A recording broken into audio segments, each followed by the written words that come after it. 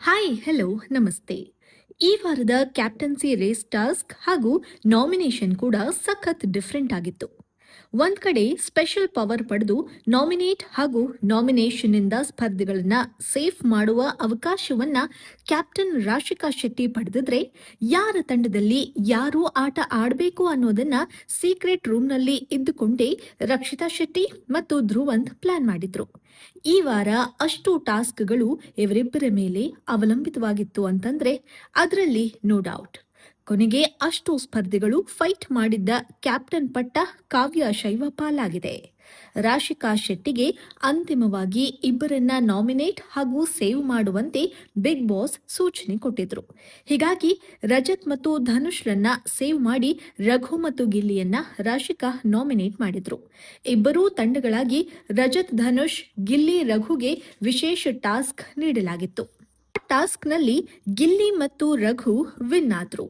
ಈ ಮೂಲಕ captaincy ರೇಸ್ಗೆ entry ಕೊಟ್ರು. ಅಂತಿಮವಾಗಿ ಕಾವ್ಯ, ಸೂರಜ್, ರಘು ಹಾಗೂ ಗಿಲ್ಲಿ ಕ್ಯಾಪ್ಟನ್ಸಿ ರೇಸ್ನಲ್ಲಿದ್ರು. ಟ್ವಿಸ್ಟ್ ಅಂತಂದ್ರೆ ಈ ನಾಲ್ವರಲ್ಲಿ ಯಾರಿಬ್ಬರು ತಂಡವಾಗಿ ಟಾಸ್ಕ್ ಆಡಬೇಕು ಅನ್ನೋದನ್ನ ನಿರ್ಧರಿಸುವ ಅವಕಾಶವನ್ನ ಬಿಗ್ ಬಾಸ್ ರಕ್ಷಿತಾ ಶೆಟ್ಟಿ ಮತ್ತು ಧ್ರುವಂತ್ಗೆ ನೀಡಿದ್ರು. ಕಾವ್ಯನ ಟಾಸ್ಕ್ನಿಂದ ಸೋಲಿಸಬೇಕು ಅಂತ ಹಠ ಹಿಡಿದಿದ್ದ ರಕ್ಷಿತಾ ಶೆಟ್ಟಿ ಸೂರಜ್ ಕಾವ್ಯ ಒಂದು ತಂಡವಾಗಿ, ರಘು ಗಿಲ್ಲಿ ಒಂದು ತಂಡವಾಗಿ ಆಟ ಆಡಬೇಕು ಅಂತ ಬಿಗ್ ಬಾಸ್ಗೆ ತಮ್ಮ ನಿರ್ಧಾರವನ್ನ ಹೇಳಿದ್ರು.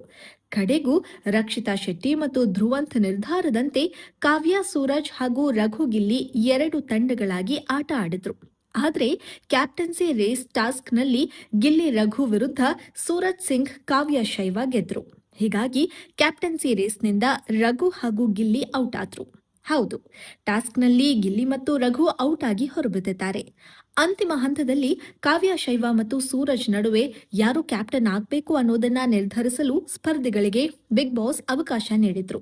ಸ್ಪರ್ಧಿಗಳ ವೋಟ್ ಮೇರೆಗೆ ಅತಿ ಹೆಚ್ಚು ವೋಟ್ಗಳನ್ನ ಪಡೆದು ಕಾವ್ಯ ಶೈವ ಈ ವಾರದ ಕ್ಯಾಪ್ಟನ್ ಆಗಿದ್ದಾರೆ ಅಂತ ಹೇಳಲಾಗ್ತಿದೆ.